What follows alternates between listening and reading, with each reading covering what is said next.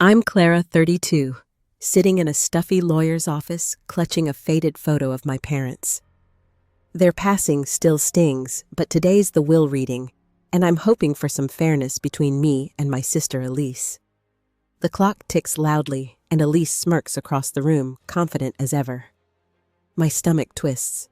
Then the lawyer reads, Elise gets $10 million. Me. Nothing. Just a note. Go earn your own. My heart sinks. Has family ever left you feeling invisible? Tap, like if you get it, and subscribe to hear how I found my way. I sat in my beat-up sedan outside the lawyer's office, the engine still ticking from the drive. My hands shook as I unfolded the letter from Dad, the one that came with the will's slap in the face. The paper was crisp, like he'd written it without a second thought. Clara, it read, you're strong enough to make it on your own. Elise needs the help. Strong enough? I laughed bitter, my breath fogging the windshield. I'd spent years proving my strength, and this was my reward. I flashed back to those endless nights at Mom's bedside, her hospital room smelling of antiseptic and wilted flowers. I was 22, juggling 2 jobs, my sneakers worn thin from diner shifts and late-night stock runs at the grocery store. I'd bring Mom soup, fluff her pillows, and read her old romance novels until she drifted off. Elise. She was off in Bali or Paris, posting selfies with cocktails, her life a glossy magazine spread. I never complained. I thought that's what family did. You showed up when it mattered. But Dad's words stung deeper than I expected. Strong enough? Like my sacrifices were just expected, like I was built to carry the load while Elise got to float. I folded the letter, my fingers lingering on a strange line at the bottom. Look to the oak. What did that even mean? I shook my head, stuffing the paper into my purse. The parking lot was emptying fancy cars, pulling away their drivers, probably not questioning their worth. I glanced up and saw Aunt Marjorie lingering by her minivan, her gray curls catching the late afternoon sun. She'd been in the office too, sitting quietly in the back, her lips pursed like she knew something but wasn't saying. I rolled down my window, the cold air hitting my face. Aunt Marjorie. I called, my voice steadier than I felt. She turned her eyes soft but guarded and walked over. Clara, honey, she said, leaning against my car door. You holding up? Her voice was warm, but there was a hesitation, like she was choosing her words carefully. I forced a smile. Not really. Did you know about this? The will, I mean? My throat tightened, but I kept my gaze steady. She sighed, her fingers fidgeting with her scarf. Your parents, they had their reasons. But it's not right, Clara. You deserved better. She paused, glancing at the office building.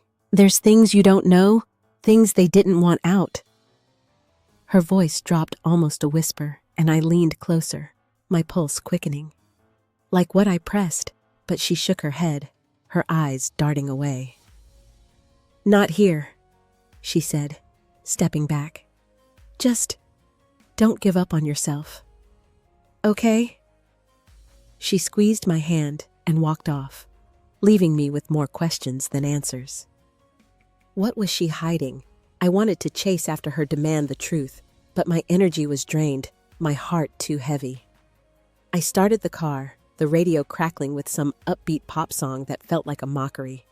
As I pulled onto the highway, my mind replayed the lawyer's voice, Elise's smirk, Dad's letter. I thought about calling Elise, confronting her, but what would I even say? She'd probably laugh, tell me to lighten up. She always did. I gripped the steering wheel, my knuckles white, and let the road stretch out before me, unsure if I was driving toward answers or just running from the hurt. I pulled into the gravel lot of my apartment complex, the neon sign flickering above the leasing office. My place was a cramped 1-bedroom, the kind where the walls seemed to close in when life got heavy. Inside, I dropped my purse on the counter, the letter from Dad spilling out. I ignored it, kicking off my shoes and heading to the fridge, but all I had was half a carton of milk and a wilted head of lettuce. My stomach growled, but I wasn't hungry for food. I wanted answers. I sank onto the couch, the springs creaking under me, and pulled out my phone.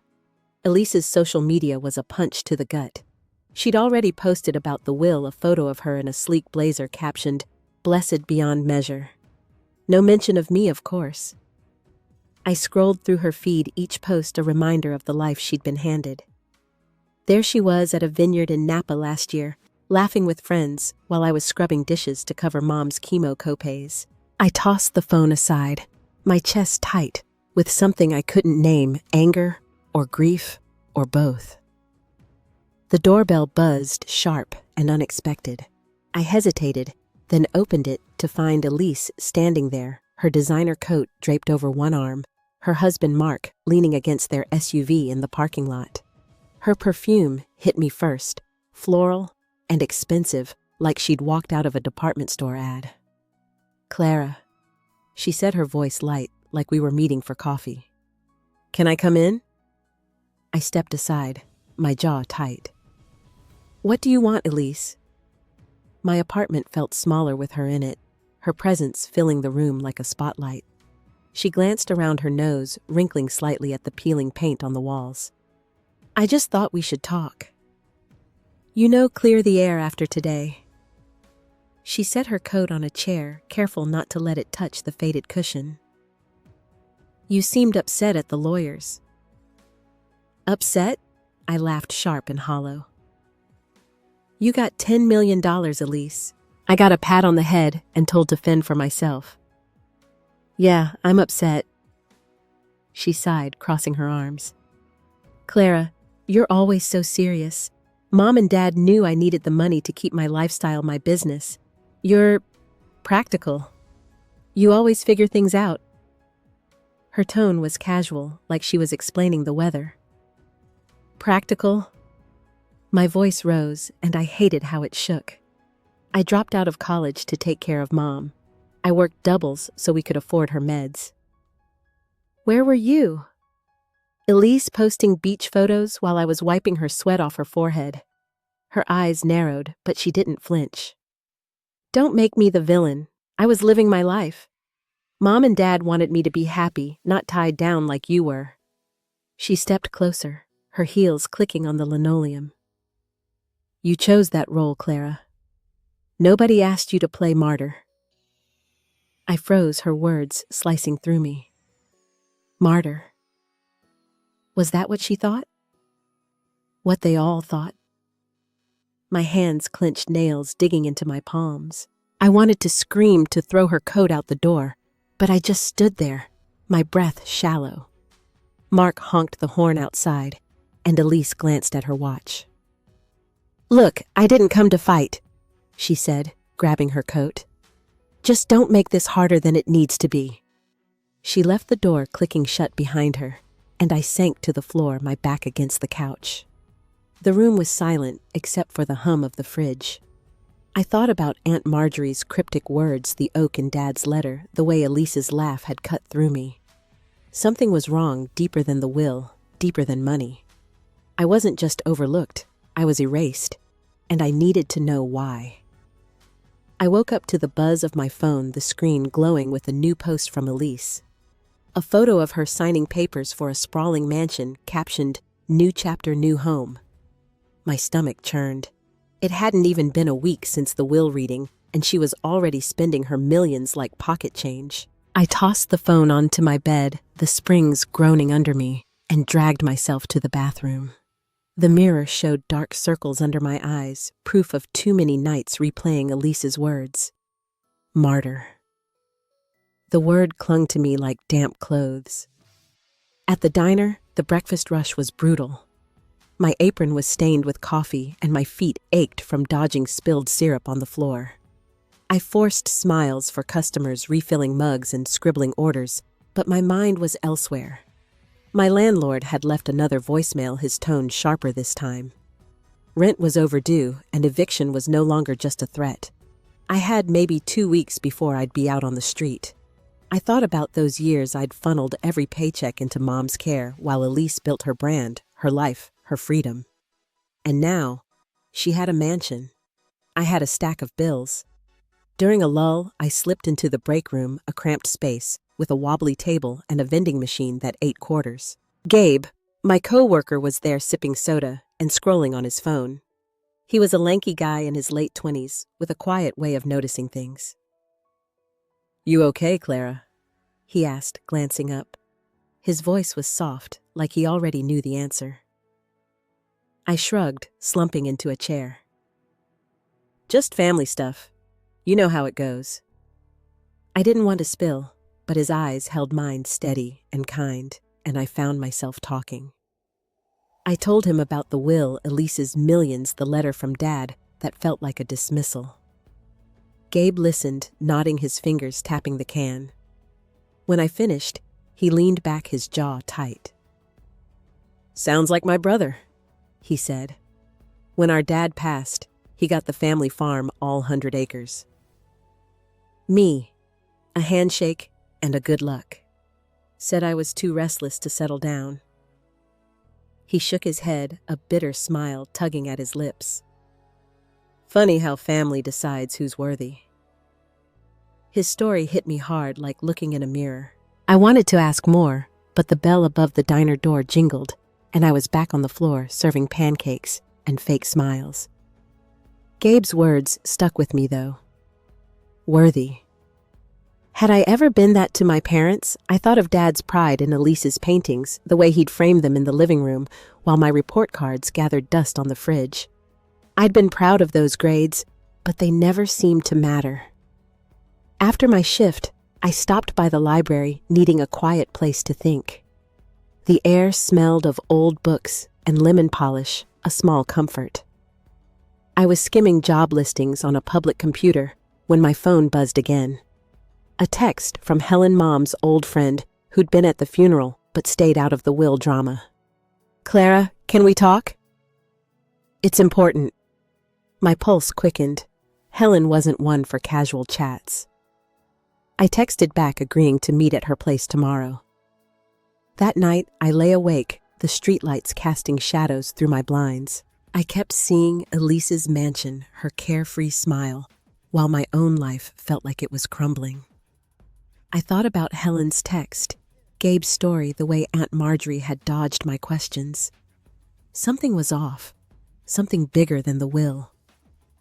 I didn't know what, but the ache in my chest was growing sharp and relentless, like a storm I couldn't outrun. I parked outside Helen's small bungalow, the porch light casting a warm glow over her neatly trimmed roses. My hands were clammy, gripping the steering wheel as I braced for whatever she wanted to share. Inside, the living room smelled of chamomile tea and fresh-baked cookies, but the comfort felt hollow. Helen sat across from me, her silver hair pulled into a loose bun, her hands folding and unfolding a napkin. "Clara," she started, her voice low, "there's something you need to know about your dad." She poured tea, the clink of the cup against the saucer louder than it should have been. "Your father always saw Elise as his spark, his dreamer. He thought she needed protecting, that her creativity was fragile." She paused, her eyes meeting mine, heavy with something like pity. "You, though, he saw as the steady one. He figured you'd always land on your feet no matter what." I swallowed hard, the tea untouched in my hands. "So he just wrote me off because I was reliable." My voice cracked, and I hated it. Helen reached out, but I pulled back my chair, scraping the floor. "It wasn't fair," she said, "but your dad believed he was doing right by both of you. He paid for Elise's art school, her trips, even her apartment. He thought it'd inspire her." She hesitated, then added, "He didn't think you needed that kind of help." The words landed like a fist. All those years I'd worked myself raw, thinking I was holding the family together, Dad had been funneling money to Elise. I pictured her laughing in some European cafe, her easel propped up while I counted pennies for Mom's prescriptions. My throat burned, and I set the cup down, afraid I'd shatter it. Why didn't anyone tell me? I asked, barely above a whisper. Helen looked away, her fingers twisting the napkin. "Your mom didn't want you to feel less, but I thought you deserved the truth now that they're gone." Her voice was gentle, but it didn't soften the blow. I left her house in a daze, the night air sharp against my skin. Back at my apartment, I rummaged through a box of Mom's old things I'd kept in the closet, desperate for some clue. Under a stack of faded scarves, I found a bundle of envelopes tied with a rubber band. My hands shook as I opened one. It was a bank statement addressed to Dad, showing monthly transfers to Elise's account, thousands of dollars year after year. There were letters too, Dad's handwriting, praising her bold spirit, urging her to chase her dreams. Not one mentioned me. I sank to the floor, the papers scattered around me. My chest felt like it was caving in. All those sacrifices, all those nights I'd gone to bed hungry, so Mom could have her meds, and Dad had been building Elise's life behind my back. I thought about calling Aunt Marjorie, demanding why she'd stayed silent, but what was the point?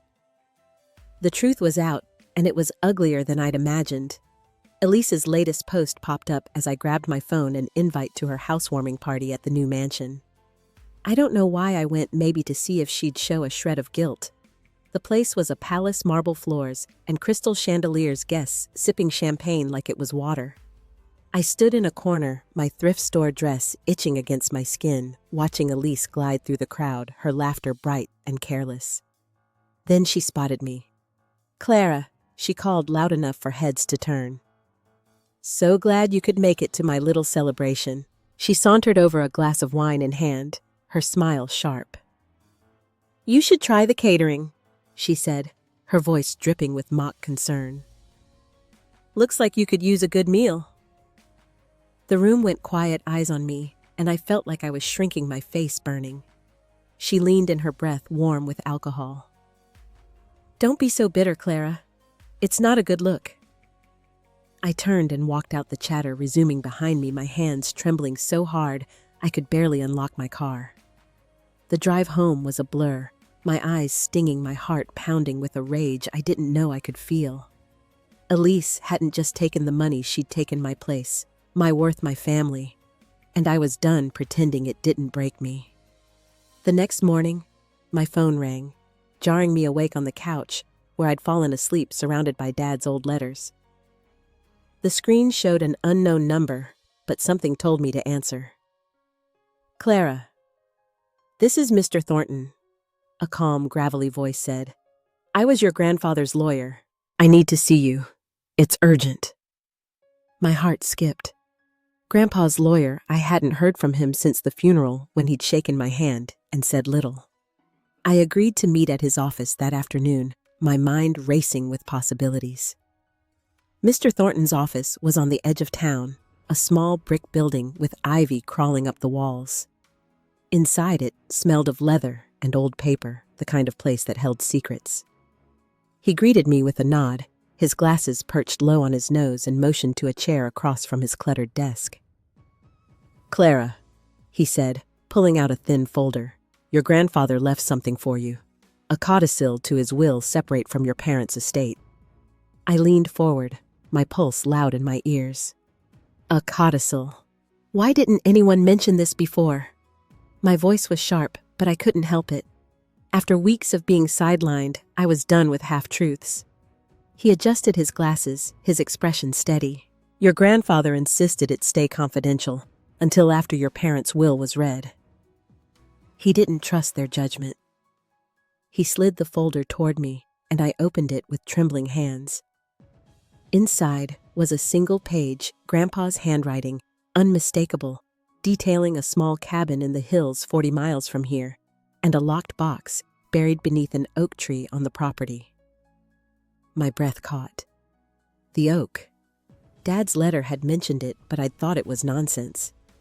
"There's more," Mr. Thornton said, his tone softening. "Your grandfather saw how your parents favored Elise. He didn't agree, but he stayed quiet to keep the peace. This was his way of making things right for you." He handed me a sealed envelope, my name scrawled across it in Grandpa's slanted script. I tore it open, my eyes scanning the words. "Clara, you were always my pride," it began. "Your heart, your grit, they're worth more than money. The cabin and the box are yours. Don't let anyone take them. Tears pricked my eyes, but I blinked them back, clutching the letter like it was a lifeline. Grandpa had seen me, really seen me, when my own parents hadn't. I looked up at Mr. Thornton, my voice barely steady. "What's in the box?" He shook his head. "That's for you to find out. But you'll need this." He slid a small, tarnished key across the desk. I picked it up, its weight heavy in my palm, and nodded my mind already on the cabin. That evening, I drove to the address in the codicil, my old sedan rattling along winding roads. The cabin was tucked in a valley surrounded by pines, its roof sagging but sturdy. The oak tree stood alone in the yard, its branches gnarled and wide like it was guarding something. I grabbed a shovel from my trunk, the air cool and thick with the scent of damp earth. My hands shook as I dug the blade, hitting roots and rocks until it clanged against metal. I dropped to my knees, scraping dirt away, and pulled out a rusted box, its lock glinting in the fading light. I fumbled with the key, my heart pounding, and opened it. Inside was a folded piece of paper and a small yellowed drawing, one I'd made for Grandpa when I was 8, a clumsy sketch of us fishing by the lake. He'd kept it. My throat tightened, and I unfolded the paper, another letter from him. "Clara," it read, "your parents made mistakes, but you're stronger than their choices. This is your start. Hold it close." I pressed the drawing to my chest, tears spilling now, a mix of relief and rage. Grandpa had believed in me, but my parents had buried his wishes just like they'd buried me. I didn't hear the car pull up until the headlights cut through the dusk. Elise's voice rang out sharp and furious. "Clara, what are you doing?" She stormed toward me, her heels sinking into the grass, a man in a suit trailing behind her, probably her lawyer. I stood the box at my feet, my hands still clutching Grandpa's letter. "You can't just dig up some secret and think it's yours." She snapped, her eyes flashing. "This is theft." I opened my mouth to respond, but another voice cut through shrill and unmistakable crackling over a phone the lawyer held. It was Mom's sister, Aunt Laura, her words venomous. "Clara, you ungrateful girl, give it back. You don't deserve a cent." My knees buckled, the weight of their anger crashing over me, but I held tight to the letter, my heart splitting open. I stood frozen under the oak tree. Grandpa's letter crumpled in my fist as Elise's voice sliced through the evening chill. Her lawyer, a wiry man with a pinched face, stepped forward, holding the phone where Aunt Laura's tirade blared. "Clara, you're spitting on your parents' memory." Laura shrieked, her words crackling with static. "That codicil's a lie. You're stealing from your sister." The accusation hit like a slap, and I flinched, my boots sinking into the soft earth. Elise crossed her arms, her lips curling into a sneer. "You always had to make things difficult, Clara. Digging up some old box like you're owed something."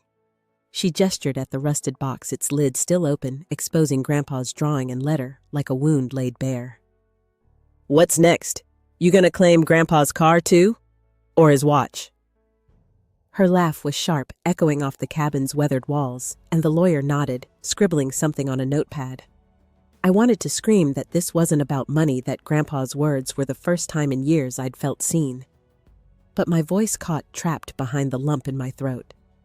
The lawyer spoke up, his tone clipped. "Miss Clara, this codicil is highly irregular. We'll be contesting its validity. I suggest you hand over that box and any contents immediately." He extended a hand as if I'd just pass over my last shred of dignity. Aunt Laura's voice surged again, louder, venomous. "Your parents knew you'd pull something like this.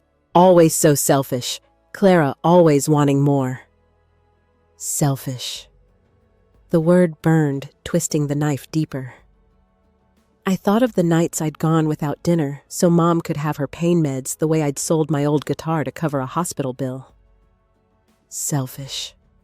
My eyes stung, but I refused to let them see me cry. Elise stepped closer, her perfume sharp in the air, her eyes glinting with something cruel. You know why Mom and Dad chose me, Clara? Because I brought them joy. You were just... They're always so serious, always working. They didn't know what to do with you. Her words landed like a hammer, each one cracking something inside me. I looked at her, really looked, and saw no trace of the sister I'd once braided hair with, the one I'd shared secrets with under the stars.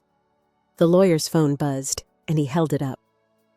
Laura's voice now joined by another colder, more familiar. It was Mom's estate attorney patched in from some office downtown.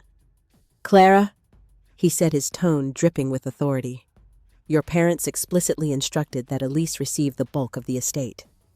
This codicil contradicts their wishes. If you pursue this, you'll be dragging your family's name through the mud."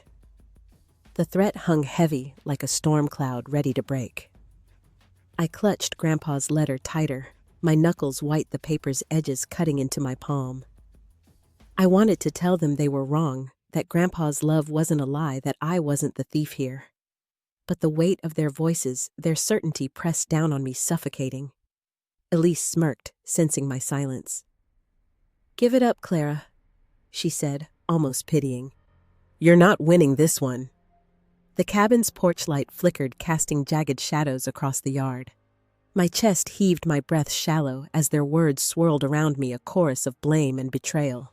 I looked down at the box at Grandpa's drawing and felt a raw, jagged pain, like my heart was being torn open. They were stripping away the one thing that had made me feel whole, and I had no fight left to stop them. I drove back from the cabin in silence, the rusted box on the passenger seat, Grandpa's letter and drawing tucked inside. Elise's words, Aunt Laura's screams, the lawyer's threats. They all churned in my head, but something else burned brighter: Grandpa's belief in me. I wasn't ready to let them take that away. The key from the box, cold and heavy in my pocket, felt like a promise. I didn't know what it opened, but I was going to find out. The next morning, I called Mr. Thornton, my voice steadier than I expected. "I need to know what the key's for," I said, pacing my tiny kitchen, the linoleum cool under my bare feet. He told me it belonged to a safe deposit box at First National Bank, registered in Grandpa's name, with me as the sole beneficiary. My heart raced. Another secret. I grabbed my jacket and headed downtown, the box in my backpack, my resolve growing with every step. The bank was a squat building with polished floors and a guard who eyed my faded jeans skeptically. At the counter, a clerk with a tight bun checked my ID, then led me to the vault. The safe deposit box was small, no bigger than a shoebox, and when she left me alone, I slid the key in my hands, trembling. The lock clicked, and I pulled it open. Inside were 2 envelopes, one labeled deeds and the other for Clara.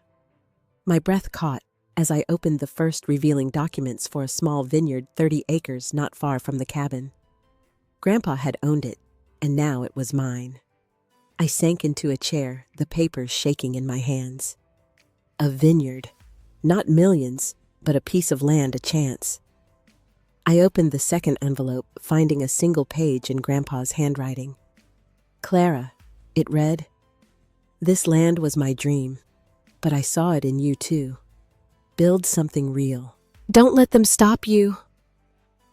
My eyes stung, but this time it wasn't just pain. It was purpose. I tucked the papers back, locked the box, and left the bank. My mind already spinning with plans.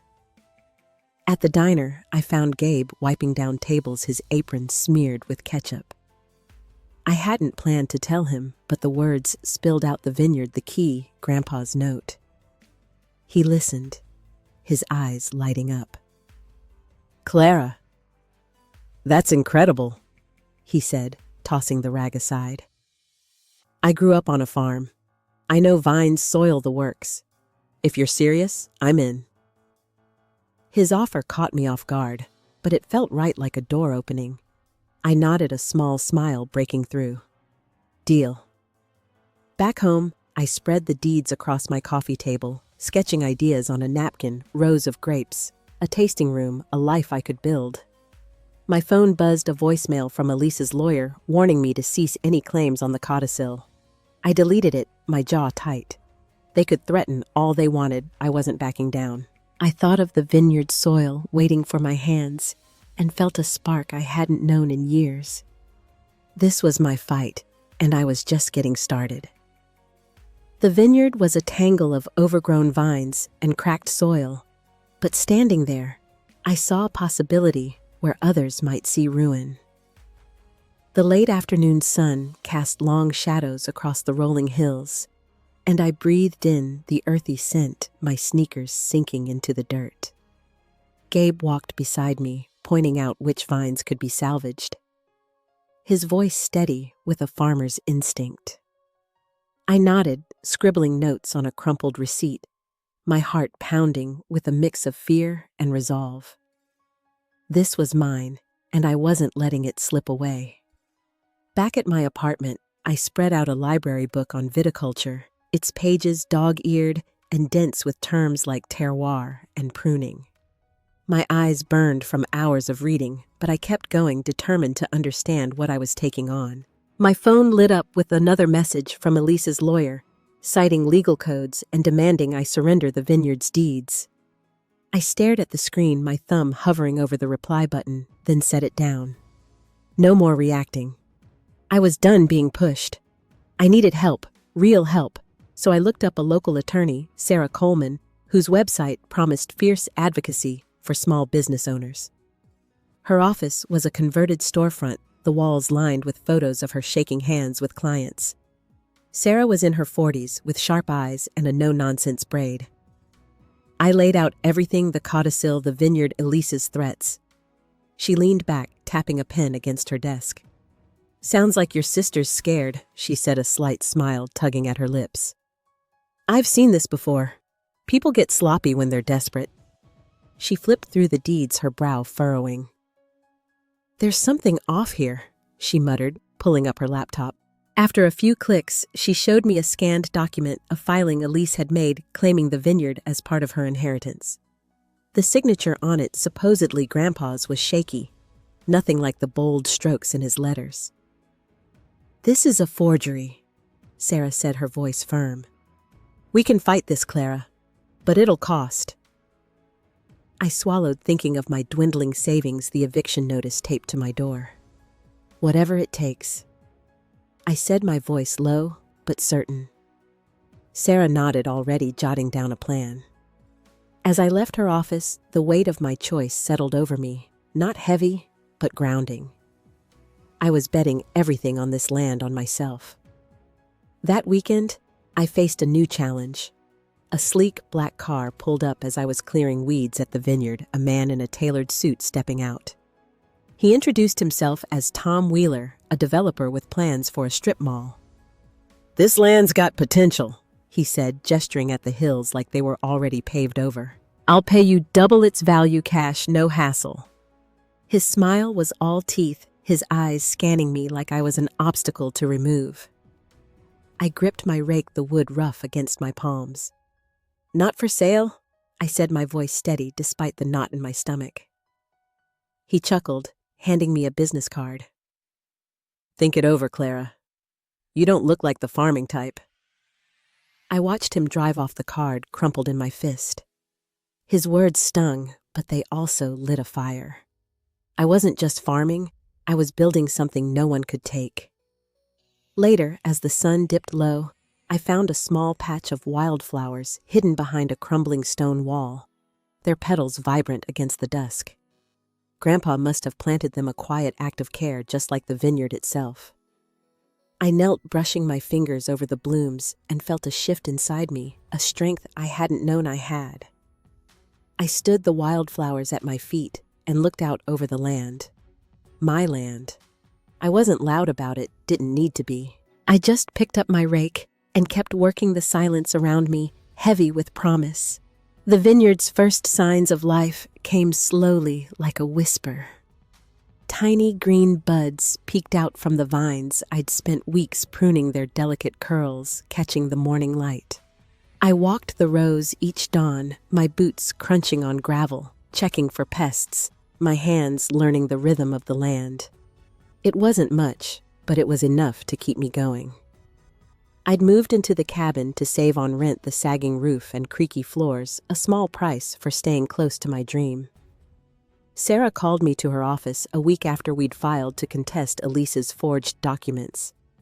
The courtroom was a sterile box, all polished wood and stiff chairs, the air thick with tension. Elise sat across the aisle, her posture perfect, her eyes fixed on the judge like she could will him to her side. Sarah presented the evidence, the shaky signature, the timeline of Grandpa's codicil, her voice cutting through the room's hush. The judge's pen scratched notes, his face unreadable, but when he ruled the forgery invalid, I felt a jolt like a weight lifting. Elise's lawyer stammered papers, shuffling, while Elise's jaw tightened, her composure cracking just enough for me to notice. The judge imposed a fine, not crippling, but enough to sting, and ordered Elise to cease all claims on the vineyard. I didn't cheer or smile, just sat there, my hands folded, letting the moment sink in. Sarah squeezed my arm as we left, whispering, "This is yours now, Clara. They can't touch it." I nodded, but my mind was already back at the vineyard, those buds that soil my future. I stopped by the post office on my way home, picking up a package of irrigation tubing I'd ordered. The clerk, a chatty woman with a perm, handed me a letter too, no return address, just my name in shaky cursive. I opened it in my car, the cabin's quiet, broken only by a distant owl. It was from Aunt Marjorie, her words sprawling across the page. "Clara, I'm sorry," she wrote. "Your mom made me promise to keep quiet about your grandpa's plans. She thought it'd tear the family apart. I was wrong to listen." I read it twice, my fingers tracing her uneven script. Marjorie had been at the will, reading her silence, deafening. But this confession, raw and unguarded, hit me hard. I pictured her at her kitchen table, pen in hand, wrestling with guilt. I didn't feel anger, not exactly just a dull ache for all the secrets this family had buried. I tucked the letter into my glove box, unsure if I'd ever reply. Back at the vineyard, I was hauling buckets of compost when a pickup truck rumbled up the dirt path. A woman stepped out, her hair streaked with gray, her eyes narrow. "You, Clara?" she asked, her voice clipped. I nodded, wiping sweat from my brow. "I'm Denise, Gabe's ex-wife. Heard you two are playing farmer." Her tone was acid, her arms crossed tight. "Just so you know, Gabe's not as reliable as he seems. Don't get too cozy." I stiffened, caught off guard. Gabe had mentioned his divorce, but not like this. "We're just working together," I said, keeping my voice even. Denise smirked, climbing back into her truck. "Sure you are," she muttered, peeling out dust clouding the air. I stood there, the compost bucket heavy in my hands, her words gnawing at me. Gabe had been solid, showing up early, teaching me how to test soil, but now doubt crept in, a shadow I didn't need. I set the bucket down and looked out over the vineyard, the buds glowing faintly in the dusk. Elise's defeat, Marjorie's apology, Denise's jab, they all swirled in my head, a storm I couldn't quiet. I wanted to keep moving to build, but for a moment, I just stood, the weight of it all pinning me in place. My breath caught in the stillness. I kept my distance from Gabe the next day, my hands busy with tying vines to trellises, but my mind stuck on Denise's warning. He noticed his usual chatter replaced by quiet glances, but I didn't bring it up. The vineyard was my anchor, not him, and I couldn't afford to lean on someone who might waver. By noon, the sun was high and I was sweaty, my fingers stained with sap, when a local reporter showed up, her notepad, out her smile eager. "Clara, I'm from the county paper," she said. "Heard about your vineyard. People are calling it your redemption." I froze, the word redemption sinking in, heavy and unearned. She asked questions about the land, the court case. My plans, and I answered carefully, my voice low, unsure how my fight had become news. She left with a promise to run the story, and I stood among the vines, unsettled by the attention, wondering who else was watching. That evening, I hosted a small gathering at the vineyard, just a few neighbors and a local wine club, a chance to show what I'd started. I set up folding tables under string lights, offering tastes of a borrowed Merlot, my own grapes, still too young. People milled about, their laughter soft against the crickets, and for the first time, I felt a flicker of pride. A woman in a cardigan, her hair in a messy bun, raised her glass to me. "This place is special, Clara," she said. "You're making something real." I smiled, but her words pressed against the raw edges of my heart. Then Elise arrived uninvited, her car gleaming in the dim light. She stepped out. Her dress tailored her face unreadable. The crowd hushed, sensing the shift, and I gripped a bottle of wine, my pulse steady but loud. She walked toward me, stopping just close enough for her voice to carry. "Clara," she said, her tone softer than I expected. "Can we talk? No lawyers, no games." Her eyes held mine, not cruel, but not warm either, like she was testing me. I nodded, leading her to a quiet corner by the barn, the air cool and thick with the scent of hay. "I'm not here to fight," she said, her hands clasped tight. "I saw the article. You're doing something big. Maybe we can put this behind us." Her words were careful, but they didn't land right, like a song played out of tune. I studied her, searching for the sister I'd once known, but all I saw was someone who'd built her life on my erasure. "I don't need a truce," I said, my voice calm, each word deliberate. "I need you to see what you took. Not the money, Elise, but the years I spent thinking I wasn't enough." Her lips parted, but no sound came. She looked away, her shoulders stiff, and I didn't push. I didn't need her apology, not anymore. I walked back to the tables, leaving her there, the string lights swaying above us. Later, as the guests left, I sat alone on a wooden bench, the vineyard stretching out under a half moon. The reporter's article, Elise's visit, the neighbor's praise. It all felt like a mirror held up to my life, showing me someone I was only starting to recognize. But beneath it, a quiet grief lingered for the family I'd lost, for the sister who'd never truly see me. I folded my hands in my lap, the night air brushing my skin, and let the ache settle heavy and unspoken. I woke to the soft creak of the cabin's floorboards, the early light filtering through warped window panes. The vineyard stretched outside its rows, quiet under a blanket of dew. I pulled on a sweater, the wool scratchy against my skin, and stepped into the small garden I'd found behind the barn, a patch of lavender and sage. Grandpa must have tended years ago. My fingers brushed the leaves, releasing a sharp, clean scent, and I felt a stillness settle over me, like the world was holding its breath. I'd been clearing out the cabin's attic, sorting through boxes of old tools and faded linens, when I found a leather-bound journal tucked inside a cigar box. Its pages were brittle, the ink faded, but legible. Grandpa's tight cursive filling every line. I carried it to the garden now, settling on a splintered bench, the wood cool against my thighs.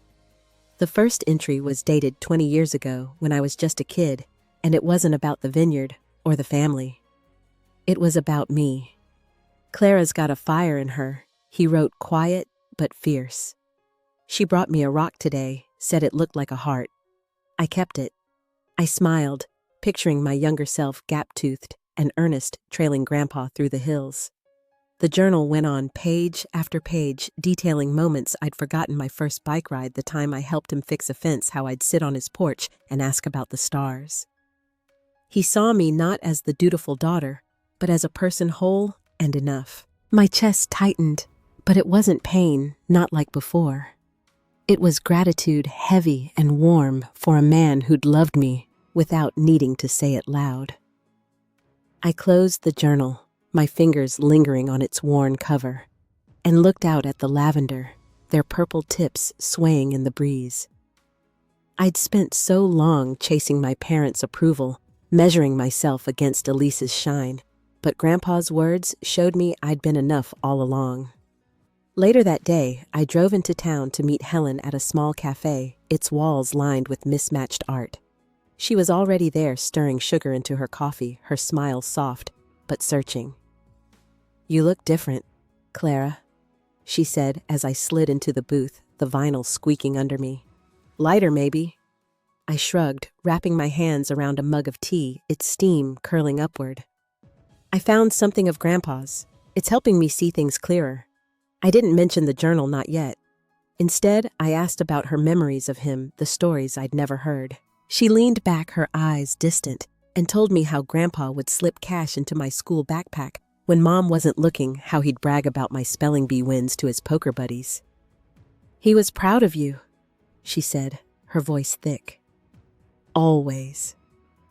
Her words landed gently like rain on parched ground. I sipped my tea, the warmth spreading through me, and realized I wasn't just mourning anymore. I was remembering piecing together a love that had held me up even when I couldn't see it. The cafe hummed around us, forks clinking, a barista calling orders, but I felt apart from it, wrapped in a quiet I hadn't known I needed. As I drove back to the cabin, the hills glowing gold in the late afternoon, I let my thoughts drift. The vineyard was growing, my hands were calloused, and my heart was steadier. I wasn't whole, not yet, but I was getting there, one small truth at a time. I parked by the garden, the air cool and fragrant, and stood still, my breath slow, the weight of the past easing just enough to let me rest. The vineyard woke me the next morning with a chorus of sparrows, their calls sharp in the crisp air. I stepped outside, a mug of coffee warming my hands, and noticed a patch of wilting sage in the garden, its leaves curling despite my care. A pest, maybe, or bad soil. I knelt inspecting the roots and felt a pang of worry, my fingers sifting through the dirt. I'd poured everything into this place, and the thought of losing even a small piece of it stung. But I stood brushing the soil from my knees and called Gabe. He'd know what to do. He showed up an hour later, a canvas bag slung over his shoulder, filled with organic sprays and a tattered notebook of remedies. "It's just aphids," he said, crouching beside me, his voice calm. "We'll fix it." We worked side by side, spraying the plants, the mist catching the sunlight in tiny rainbows.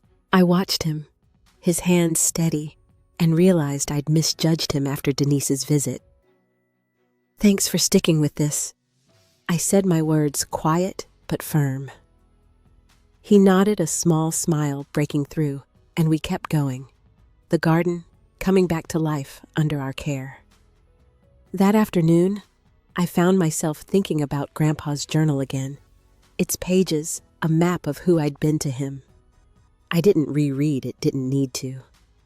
Instead, I walked to the vineyard's edge, where the hills dipped into a shallow creek, its water glinting over smooth stones. I sat on the bank, my boots dangling, and let my mind wander to my parents, to Elise, to the years I'd spent trying to earn their pride. I didn't hate them, not anymore. They'd made their choices flawed and human, and I'd carried the weight of them too long. I picked up a flat stone, skipping it across the creek, watching the ripples fade. It was enough to let go. I decided to hold a small memorial for Grandpa, something simple, just a few people who'd known his quiet strength. I invited Helen, Gabe, and a couple of his old fishing buddies I'd tracked down through Helen's stories. We gathered at dusk, the vineyard glowing under a soft pink sky, candles flickering on a wooden table I'd dragged from the cabin. Helen brought a photo of Grandpa, his grin wide, under a battered hat, and we passed it around, sharing stories. One of the buddies, a gruff man named Earl, chuckled about the time Grandpa outsmarted a trout with a bent hook. I laughed, my first real laugh in weeks, and felt him there in the warmth of the moment. As the candles burned low, I slipped away to the garden, the others' voices fading behind me. I stood among the sage now, perking up, and thought about the road ahead, the vineyard, the life I was building. It wasn't perfect, wasn't easy, but it was mine. I closed my eyes, the breeze cool against my face, and felt a peace I hadn't known I could claim. The world was still the stars, just starting to prick the sky, and I stood there whole in my own quiet way. The vineyard's first harvest came on a crisp September morning, the air sharp with the promise of fall. I moved through the rows, my hands steady, as I clipped clusters of grapes, their skins taut and dusty purple. The baskets filled slowly, each one a small victory, not grand, but mine. I'd hired a couple of local kids to help their chatter mixing with the hum of bees, and Gabe was there too, checking the last vines, his quiet focus a comfort I'd come to trust. The yield was modest enough for a small batch of wine, but standing among the vines, I felt a pride that didn't need to shout. I'd settled into the cabin for good, its quirks now familiar, the way the faucet dripped, unless you jiggled it, the way the porch groaned under my steps. I'd started a routine, rising with the sun to walk the vineyard, a thermos of coffee in hand. My thoughts unhurried. The work was hard, my back aching by noon, but it grounded me, each task a stitch in the life I was sewing together. I'd traded my diner shifts for this, and though my bank account was lean, I slept better than I had in years. One evening, as I sorted grapes in the barn, a letter arrived, slipped under the door like an afterthought. It was from Elise, her handwriting tight and precise. "Clara," it read, "I saw your vineyard in the paper. You've built something. I'm not good at this, but I see your strength now." No apology, no warmth, just a nod across the distance between us. I read it by lamplight, the barn's wooden beams creaking in the wind, and felt no urge to reply. Her words were hers to carry, not mine to fix. I folded the letter and tucked it into a drawer next to receipts and seed catalogs, letting it be. Helen started dropping by most weekends, her old station wagon rattling up the drive. She'd bring jars of homemade jam, strawberry or peach, and we'd sit on the porch sipping iced tea, watching the hills fade into dusk. Aunt Marjorie came too, less often, her visits stiff at first, but softening over time.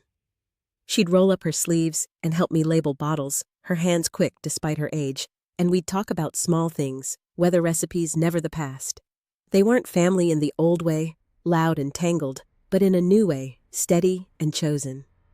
I started keeping a notebook, not like Grandpa's, but my own, a cheap spiral thing, where I jotted down what I'd learned, how to trim vines, when to water, what made the soil sing. But sometimes late at night, I'd write other things, thoughts about who I'd been, who I was becoming. I wrote about the girl who'd carried her family's weight thinking it was love, and the woman who'd learned to set it down.